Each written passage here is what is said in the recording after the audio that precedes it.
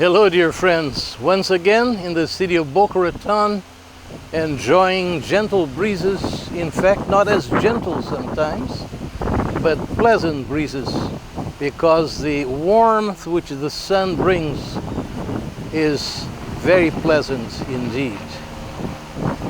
As most of you doubtless know, in addition to other roles that I have been playing through the years, one of those has been that of preacher of the gospel. I am a Presbyterian minister, and I have had that privilege for several years. And I just want to assure you that early on in my ministry, I learned a very key lesson, namely, the lesson that the eternal gospel does not demand an everlasting sermon.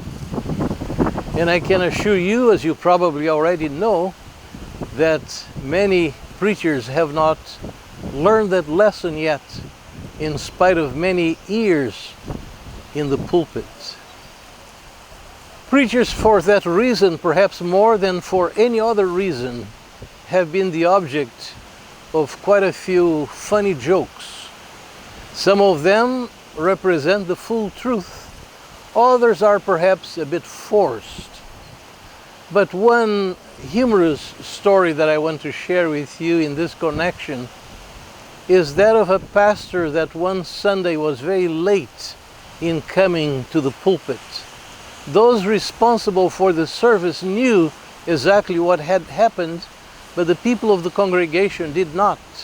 And they were looking at their watch, having not seen the entire morning the pastor in close proximity. But suddenly he was able to arrive. And what they found rather unique and even strange was the fact that on his face there were several band-aids.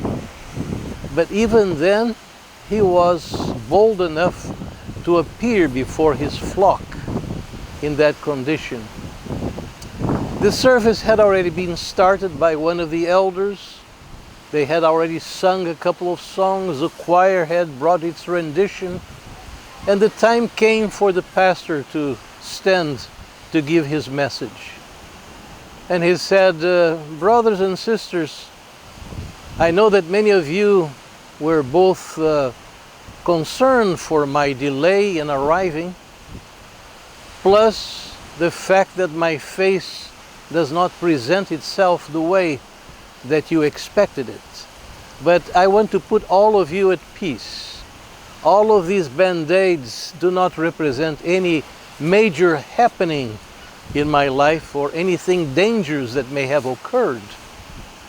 So that you can be at peace and pay full attention to the message that I'm about to deliver, I want to let you know what happened. This morning, while I was shaving in preparation to come to be here, there was a point when I concentrated so much